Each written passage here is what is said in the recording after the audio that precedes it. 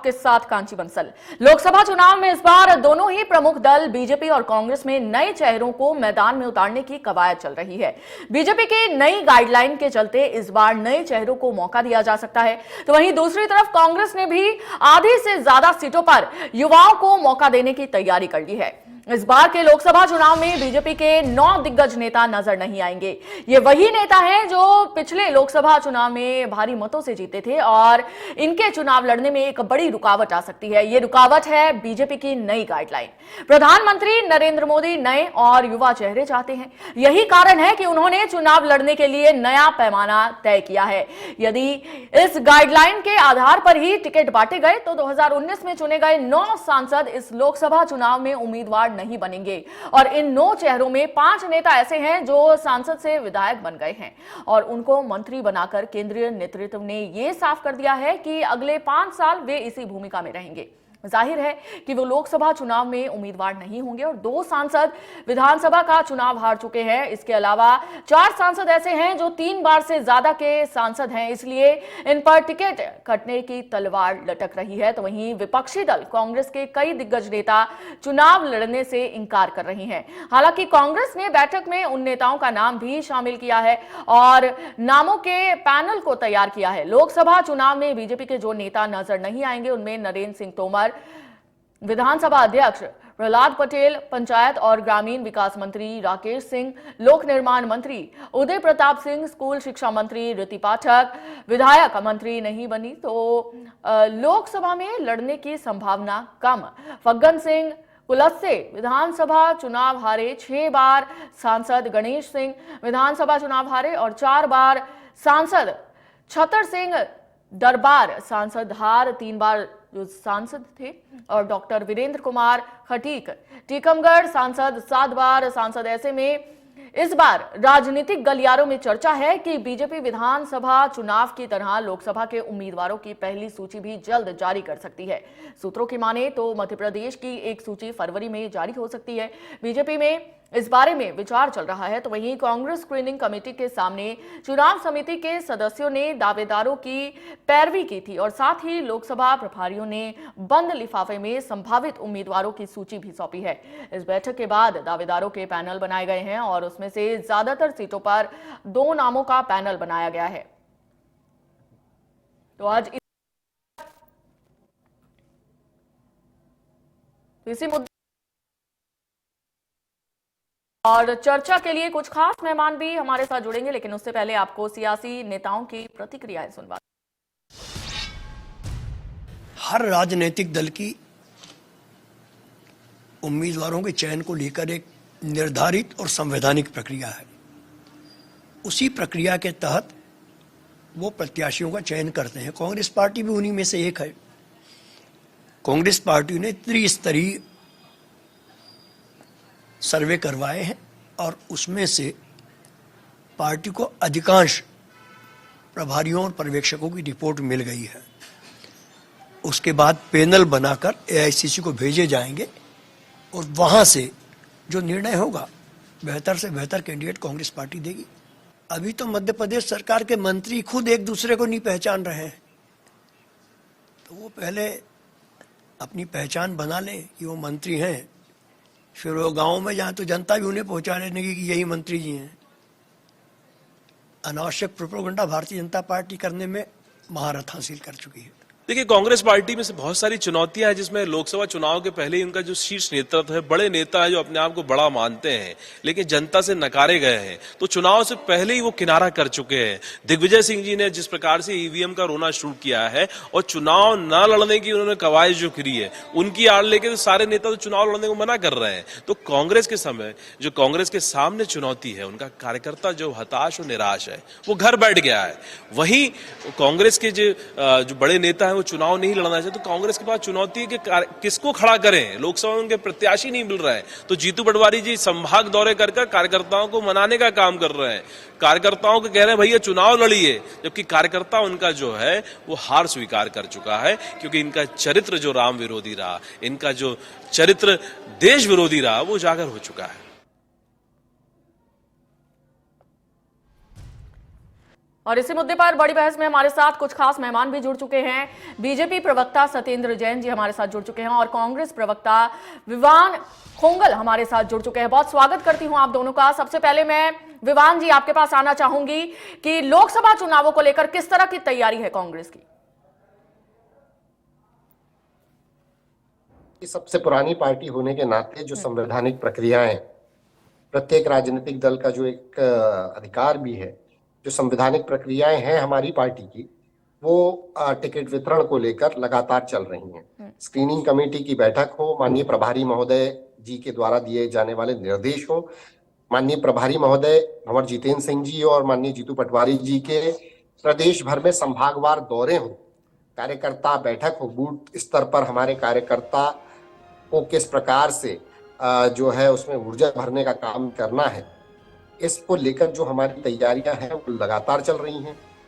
रही बात प्रत्याशियों के चयन की, उसमें युवाओं की भागीदारी हो, महिलाओं की भागीदारी हो, समाज के हर वर्ग की, जिस प्रकार से भारतीय जनता पार्टी के कुशासन में आज परेशान है जी। चाहे वो कर्मचारी हो, किसान हो, महिलाएं हो, माताएं बहनें हो, हर वर्ग से लोगों को जो है प्रतिनिधित्व देने का जो है रोड मैप हमारा तैयार है और हम लोग आगे बढ़कर इस बार ज्यादा से ज्यादा माताओं बहनों को, मतलब महिलाओं को और हमारे युवा साथियों को जो है प्रतिनिधित्व देने की जो बात आदरणीय भंवर जितेंद्र सिंह जी ने और माननीय प्रदेश अध्यक्ष जीतू पटवारी जी ने की है, हम लोग लगातार उस रोड मैप के ऊपर कार्य कर रहे हैं। लेकिन विहान जी, बीजेपी ने नई गाइडलाइन जारी की है, तो उसको लेकर क्या लगता है कांग्रेस के लिए किस तरह की चुनौती साबित हो सकती है? भारतीय जनता पार्टी की अपनी एक गाइडलाइन है। भारतीय जनता पार्टी एक ऐसा राजनीतिक दल है जो अभी फिलहाल जो है देश की और प्रदेश की सत्ता पर काबिज है। तो भारतीय जनता पार्टी के शासनकाल में जो भी उनकी कुनीतियां उपलब्ध, जो भी उनके वो जी विहान जी कंटिन्यू, उनके जो फेलियर्स हैं, जितने उनके फेलियर्स हैं, जो भी उनके कुरीतियां हैं, उनको सबको जनता के प्रत्येक वर्ग तक ले जाने के लिए हम काम करेंगे। और नई गाइडलाइन की जहां तक बात करूं तो करीब 7 से 8 ऐसे सांसद हैं जो कि जिनका डिमोशन करके उनको जो है आज विधायक का चुनाव लड़वा दिया गया, या तो यहाँ पर मंत्री बना दिया गया है राज्य में, और या तो फिर वो तमाम उनमें से कुछ हारे भी हैं। तो आप ये अंदाजा लगा लीजिए कि अगर भारतीय जनता पार्टी के 7 जो है चुने हुए सांसदों को टिकट दिया, उसमें से भी 3 सांसद ऐसे हैं जो मध्य प्रदेश में विधायक का चुनाव हार गए, तो आप समझ सकते हैं कि भारतीय जनता पार्टी के इस पूरे शासनकाल के अंदर सांसदों का क्या रिपोर्ट कार्ड होना चाहिए। कई ऐसे सांसद हैं, इंक्लूडिंग जो है नरेंद्र सिंह तोमर जी की भी मैं बात कर लूं, जो लगातार कई विधानसभाओं में अभी इसी चुनाव के अंदर लगातार कई राउंड तक पीछे चले हैं, कई बूथों पर वो हारे भी हैं। तो इससे अंदाजा लगा लीजिए कि जब लोकसभा में के लोगों को जिनको टिकट दिया गया वो विधानसभा चुनाव नहीं जीत पा रहे हैं, तो लोकसभा में भगवान ही जानता है कि फिर क्या होने वाला है।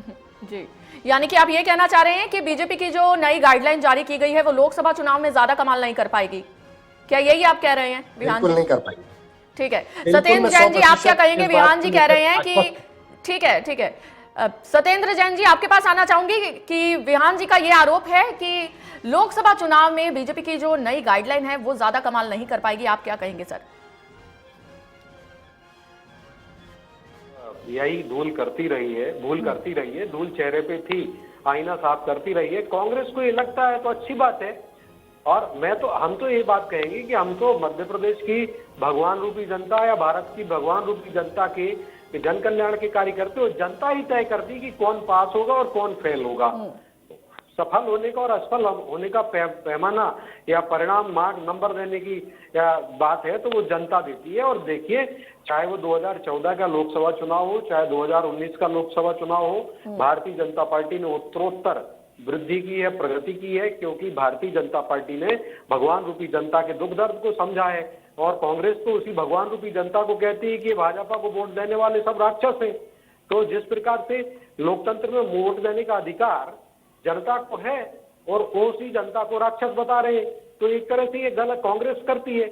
और हमने जन कल्याण की सैकड़ों योजनाएं, 500 करीब केंद्र की और राज्य सरकार की, मध्य प्रदेश की मिलाकर के लगभग 500 जन कल्याणकारी योजनाओं से जो धरातली क्रियान्वयन किया गया है, जो जन जन को लाभ पहुंचाया है, निसंदेह वो भगवान रूपी जनता भारतीय जनता पार्टी को पुनः आशीर्वाद देगी। और जहां तक देखिए टिकट वितरण की बात है और ये सब है, तो मैंने वरिष्ठ प्रवक्ता के मिश्रा जी हैं, उन्होंने भी कहा कि उनकी पार्टी का पैरामीटर होता है, उनके यहाँ पे एक प्रोटोकॉल होता है, उसको निर्धारित करते हैं। तो आप देखिए वही पार्टी है, पता नहीं इनका पैरामीटर प्रोटोकॉल सब, जैसा जीतू पटवारी जी कहते हैं कि कांग्रेस गई तेल लेने, आप तो मेरा ध्यान रखिए पार्टी गई तेल लेने। मैं तो बता दूं, हमारे प्रदेश अध्यक्ष जीतू पटवारी जी कांग्रेस के, वो कहते हैं ये कोई भाजपा का नहीं। तो उसी पैरामीटर को कमलनाथ जी के समय एक तरफ रख दिया गया और लगभग 7-8 टिकट जो थे विधानसभा चुनाव के, अभी कुछ समय पहले की बात है, किसी का नाम जो घोषित कर दिया फिर उन्हीं का नाम बदल दिया। तो ये कांग्रेस के अंदर ही हुआ है कि जिनका नाम पहले घोषित कर दिया और उन्हीं को फिर उस विधानसभा सीट से उनका नाम काट दिया, दूसरे को दे दिया। निशा बांगरे जी को तो पूरे आस में रखा और निशा बांगरे जी का जो बहन है, हमारा संवेदनाएं है, सहानुभूति रहती है महिला समाज से और भारतीय नागरिक होने के नाते सभी के प्रति, तो वो भी बेचारे सब किसी को टिकट दिया तो काट दिया, जिस किसी को टिकट दिया ही नहीं। लेकिन सत्येंद्र जैन जी, मैं आपसे ये जानना चाहूंगी कि आपको नहीं लगता कि बीजेपी की नई गाइडलाइन है, पुराने नेताओं की टेंशन बढ़ा दी है इस गाइडलाइन में? नहीं, ऐसा अभी ऐसा कुछ ऑफिशियल गाइडलाइन नहीं है और भारतीय जनता पार्टी की एक ही गाइडलाइन है, जो कि सबसे बड़ी गाइडलाइन होती है विनेबिलिटी। भारतीय जनता पार्टी की गाइडलाइन में आता है कि जनता के बीच स्वीकार्यता किसकी है और किस प्रकार से जाएगा जो जनता के बीच में अपनी बात रख सकेगा, या जिसकी व्यक्ति की छवि और ये सारी चीजें हैं, यह एक बड़ी गाइडलाइन होती है। या पार्टी के प्रति किस कार्यकर्ता की कितनी कर्तव्य निष्ठा है, कितना उसका योगदान है, ये हमारी पार्टी का शीर्ष नेतृत्व तय करता है। और मुझे लगता है जिस प्रकार से हमने लगभग चुनाव के जो था उससे 3 महीने पहले ही विधानसभा चुनाव में हमने सूची जारी कर दी थी, मुझे लगता है भारतीय जनता पार्टी की ओर से अगर कोई सूचियां भी आ जाती है इस प्रकार से, तो यह भी कोई आश्चर्य नहीं होगा, क्योंकि भारतीय जनता पार्टी लगता है जो आकांक्षी सीट है, क्योंकि हम आकांक्षी सीट है और इस बार हमारा नारा भी है, हमने जो स्लोगन दिया है हमारे राष्ट्रीय नेतृत्व ने, नड्डा जी ने, कि एक बार फिर से भाजपा सरकार, तो एक बार फिर से भाजपा सरकार, तो वो हमारा संकल्प है। और लेकिन आप देखिए मल्लिकार्जुन खड़गे राष्ट्रीय अध्यक्ष कांग्रेस के, वो हमारे स्लोगन को नहीं मानते, वो कहते हैं संसद के अंदर कहने लगे कि 400 पार 400 पार। अब कांग्रेस भी समझने लगी है कि भारतीय जनता पार्टी को इस बार 400 से अधिक सीट आ सकती हैं। और जिस प्रकार ममता बनर्जी भी देखिए कांग्रेस को जमीन दिखा रही है, उन्हीं की साथी है, सहयोगी है, और तृणमूल कांग्रेस का जन्म कांग्रेस से ही हुआ है, उद्भव उनका, तो वो कह रही है कांग्रेस 40 सीट भी नहीं जीत पा रही है, वो उन्हीं के लोग उनको जगह दिखा रहे हैं। तो मुझे लगता है कि भारत की जनता निसंदेह जो भगवान रूपी जनता है, मध्य प्रदेश में और भारत में अप्रतिम आशीर्वाद देगी और 400 से भी ज्यादा वो सीट्स आ जाएं तो ये भी कोई आश्चर्य नहीं होगा इसमें। ठीक है, वियान जी काफी आरोप लगा रहे हैं सत्येंद्र जैन जी, उनका कहना है कि कांग्रेस भी मान चुकी है बीजेपी को 400 के पार सीटें आएंगी, आप क्या कहेंगे? ये तो जो है बेसलेस बात है कि हम मान चुके हैं, कांग्रेस मान चुकी है। कांग्रेस फिलहाल इस देश के अंदर आर्थिक न्याय की, सामाजिक न्याय की, राजनीतिक न्याय की लड़ाई लड़ रही है। शोषित और वंचित वर्ग के उस अंतिम छोर पे खड़े हुए उस व्यक्ति की लड़ाई लड़ रही है जो आज भारतीय जनता पार्टी के विगत 10 वर्षों के केंद्र के शासनकाल में हताश है, निराश है, नौकरियां नहीं है, जिस युवा के पास में करोड़ों युवा बेरोजगार हैं, आज जो महंगाई पर कंट्रोल नहीं कर पाए, ऐसे लोग जो इवेंट मैनेजमेंट से जो है लगातार करोड़ों अरबों रुपया इवेंट मैनेजमेंट के ऊपर खर्च करके एक माहौल अवश्य बना सकते हैं, लेकिन जमीनी हकीकत आज कुछ और है। भर्तियों की बात करें, संविदा कर्मियों की बात करें, आज हमारे कर्मचारी भाइयों बहनों की बात करें, आज हमारा किसान परेशान है जो आत्महत्या करने पर मजबूर है। किसानों के उपकरणों के ऊपर यदि गलत तरीके से लागू हुई जीएसटी अगर किसी ने लगाई तो इन्होंने लगाई है, तो हम मुद्दों की लड़ाई लड़ते हैं। मुझे गर्व है इस बात का, चुनावी हार जीत एक अलग चीज है। इस देश ने 11 बार कांग्रेस पार्टी को जनादेश दिया है, पूर्ण बहुमत तक की सरकारें हमारी 8 बार बनी है। भारतीय जनता पार्टी को अटल बिहारी वाजपेयी जी की भी यदि मैं जोड़ लेता हूं तो लगभग तो सिर्फ 3 बार इनकी पूर्णकालिक सरकार रही है इस देश के अंदर, तो कहां 11 बार और कहां 3 बार। तो भारतीय जनता पार्टी का इस समय में जो उनका जो एक अहंकार, उनका घमंड जो ईगो उनका दिखाई दे रहा है ना, ईगोइस्टिक उनका एक एक कार्यकर्ता जो ईगोइस्टिक दिखाई दे रहा है। आप मुझे एक चीज बताइए, मैं प्रश्न आपसे करता जी। हूं। आज मध्य प्रदेश के अंदर 15 से 18 वर्षों से एक मुख्यमंत्री थे शिवराज सिंह चौहान जी। उनके नाम पर भारतीय जनता पार्टी ने विधानसभा चुनाव लड़ना ठीक नहीं समझा। मोदी जी का नाम उधार लेना पड़ा केंद्र से, तब जाके यहाँ पर चुनाव लड़ना पड़ा इनको, और एमपी के मन में मोदी और मोदी के मन में एमपी करना पड़ा। आप अपने 18 वर्षों के मुख्यमंत्री के नाम को इस्तेमाल नहीं कर पाए। आप जो है, आपको लाडली बहना जैसी योजना की चुनावी समय में याद आ जाती है। आपको आडवाणी जी को जो है भारत रत्न देने की चुनावी वक्त में याद आ जाती है। आपको ये सारे चुनावी हथकंडे करने की जरूरत इसलिए पड़ रही है क्योंकि 10 वर्षों तक काम नहीं किया हुआ है। आज अगर मैं अपने मध्य प्रदेश की बात करूं तो केंद्र सरकार के 9 बजट, ये तो इंटरिम बजट था, इसके पहले के 9 बजट में मध्य प्रदेश को क्या मिला? अगर एक बड़ी सौगात अगर बता दें कि मध्य प्रदेश को ये बहुत बड़ी सौगात पिछले 9 बजट में मिली है, गुजरात से अगर मैं मुकाबला करूं, जबकि गुजरात से ज्यादा हमारी जनसंख्या है, उसके बावजूद गुजरात को जो मिला है, अगर उसके अनुपात में देखेंगे तो गुजरात के अनुपात में मध्य प्रदेश को आधी सुविधाएं भी नहीं मिली है। तो मध्य प्रदेश के साथ लगातार केंद्र सरकार ने अन्याय किया। इस बार मध्य प्रदेश की जनता इनको सबक सिखाने ठीक है विहान जी, आपने सवाल खड़ा किया, मैं इसका जवाब ले लेती हूँ सत्येंद्र जैन जी से। सत्येंद्र जैन जी, विहान जी का कहना है कि मध्य प्रदेश के साथ हमेशा भेदभाव करती आई है केंद्र सरकार, आप क्या कहेंगे सर? नहीं काशी जी, ये तो निराधार आरोप है। भेदभाव अगर करती होती तो देखिए, 10 साल यूपीए की सरकार थी, कांग्रेस की सरकार थी, या आज के वर्तमान के घमंडिया गठबंधन की सरकार थी, क्योंकि घमंडिया ही कहेंगे हम, क्योंकि इंडिया कभी टूटता नहीं है। जिस प्रकार से ममता बनर्जी अलग चुनाव लड़ रही हैं, आम आदमी पार्टी अलग है, अखिलेश जी ने अपनी सीटें घोषित कर दी हर जगह, तो इसीलिए इंडिया अलायंस तो है ही नहीं है।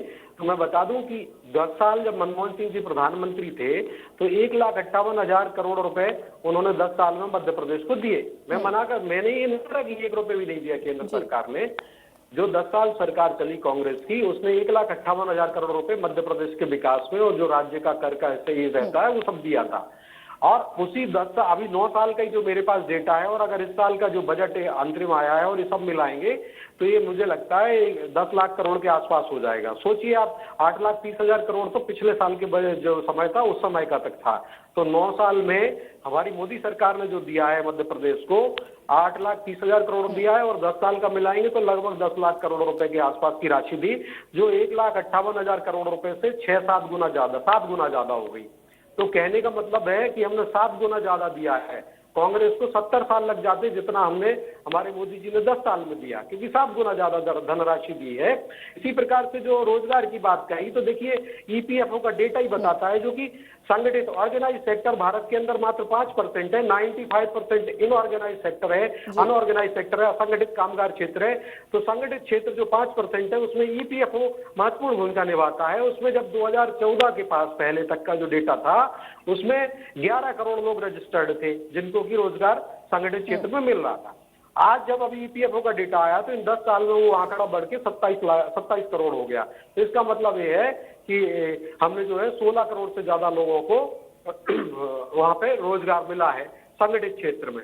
और असंगठित क्षेत्र, जैसे कहें कि जो असंगठित क्षेत्र है 95% का भारत का, उसमें जो रोड बनाए जाते हैं, हमने 4 लाख किलोमीटर, 4.25 किलोमीटर प्रधानमंत्री सड़कें बनाई हुई हैं, ग्राम सड़कें, और 90,000 किलोमीटर से 1,40,000 किलोमीटर के राष्ट्रीय राजमार्ग बन गए हैं, डबल लेन और 4 लेन राष्ट्रीय राजमार्ग बन गए हैं, हाई स्पीड राष्ट्रीय राजमार्ग बन गए हैं। तो इन सब में जो रोजगार हमने दिया, तो मैं दावे से कहता हूँ संगठित क्षेत्र को रोजगार को मिला करके ये लगभग 50 करोड़ के आसपास का रोजगार हमने भारतीय जनता पार्टी में दिया। केंद्र में जो नौकरी देने का काम है, सरकारी नौकरियां, हर महीने मेले लगाकर मोदी जी नौकरी दे रहे हैं। 10 लाख नौकरियों का जो प्रॉमिस किया था वो पूरा होने वाला है। और जिस प्रकार से मध्य प्रदेश की शिवराज सरकार ने भी जो पिछले 3 साल में 1.5 लाख से ज्यादा सरकारी नौकरी दी, 50,000 से ज्यादा सरकारी शिक्षकों की भर्ती की, और मध्य प्रदेश के अंदर 132 लाख युवाओं को, अभी जो 7 लाख युवाओं को, और हमने अभी 5,000 करोड़ रुपए की राशि दी है, ऐसे 125 लाख युवाओं को पिछले 3 साल में, और 7 लाख अभी के युवाओं को, तो 132 लाख। ठीक है सत्येंद्र जैन जी, मैं एक चीज और आपसे समझना चाहूंगी सर, रोजगार मुहैया कराया। ठीक है, मैं एक चीज और आपसे समझना चाहूंगी। फग्गन सिंह और गणेश सिंह ही ऐसे नाम हैं जो विधानसभा चुनावों में हार गए थे, तो विपक्षी पार्टियों की ओर से भी कई सवाल इन दोनों पर उठाए जा रहे हैं। बीजेपी की क्या राय है, बीजेपी का क्या कुछ कहना है इन दोनों नेताओं पर? सज्जन जी, देखिए, जो भी ये जो फग्गन सिंह जी हैं या गणेश सिंह जी हैं, ये भारतीय जनता पार्टी के कार्यकर्ता हैं और इन्होंने अपने पुरुषार्थ पराक्रम से भारतीय जनता पार्टी में अपने कार्यकर्ता भाव को सिद्ध किया है। और हार जीत देखिए, अगर हार तो हुए, कुछ कुछ कमी रहेगा ही होगी, कुछ हमारे संगठन की भी कुछ कमी होगी जहां भी हम हारे हैं। तो ऐसा कोई एक व्यक्ति के ऊपर श्रेय नहीं दिया जा सकता कि क्यों हारे हैं। कुछ बातें रहती हैं और पार्टी समीक्षा करती है उस बात की। मुझे लगता है हर व्यक्ति की जो योग्यता है उसके अनुसार उनको काम दिया जाएगा और जिस प्रकार से चाहे फग्गन सिंह कुलस्ते जी हो या हमारे गणेश सिंह जी हो, सबको योग्यतानुसार आगे भी पार्टी जिम्मेदारी देगी अपनी अपनी योग्यताओं से, क्योंकि वो भी हर क्षेत्र के अपने कर्मठ और सिद्ध मैं कहूंगा भारतीय जनता पार्टी के लाल हैं और जो एक तरह से रत्न है हमारी पार्टी के, निसंदेह देगी। अब कांग्रेस बताएगी, जब दिग्विजय सिंह जी स्वयं कहते हैं कि वो टिकट चुनाव नहीं लड़ना चाहते, क्योंकि पिछले चुनाव में वो कहते थे कि यार मैं तो वोट कटवाऊं, स्वयं कहते थे मेरे लड़ने से या बोलने से वोट कटते हैं। तो जब वो लोकसभा चुनाव लड़े तो लगभग 4.25 लाख वोटों से वो चुनाव हारे थे। तो कांग्रेस के अंदर जरूर राहुल सिंह जी भी मना कर रहे हैं, क्योंकि राहुल सिंह जी कह रहे हैं 2 बार लोकसभा चुनाव लड़ लिए, अब वो नहीं लड़ना चाहते। तो कांग्रेस में जरूर टोटा है चुनाव प्रत्याशियों का, ये कांग्रेस को चिंता करनी होगी। ठीक है, एक आखिरी सवाल मैं व्यान जी से करना चाहूंगी क्योंकि समय की भी हमारे पास कमी है। व्यान जी, किस तरह की तैयारी है कांग्रेस की लोकसभा चुनावों को लेकर, क्या रणनीति है कांग्रेस की? देखिए, रणनीति तो आपके साथ शेयर नहीं कर सकता, लेकिन आपके माध्यम से सबसे पहले ये जरूर बताना चाहूंगा कि मध्य प्रदेश में कांग्रेस पार्टी का बूथ स्तर तक का कार्यकर्ता मुस्तैद है। माननीय कमलनाथ जी जब प्रदेश अध्यक्ष थे तो उनके नेतृत्व में हमने जो है जितने भी मोर्चा संगठन बनाए थे, लगभग 45 मोर्चा संगठन हमारे ऐसे हैं जो कि हमारे लिए पैरेलली काम कर रहे हैं, हमारे संगठन के साथ कंधे से कंधा मिला के। और वो सारा चुनावी पराजय से हताशा होती है, निराशा होना लाजमी है, लेकिन उसके बावजूद भी उनके अंदर ऊर्जा का संचार करके हम लोग लोकसभा चुनाव में पूरी ताकत के साथ वापस आएंगे, ऐसा मेरा मानना है। इतना ही मैं कहना चाहूंगा बस। चलिए, बहुत शुक्रिया आप दोनों मेहमानों का हमारे साथ जुड़ने के लिए, अपना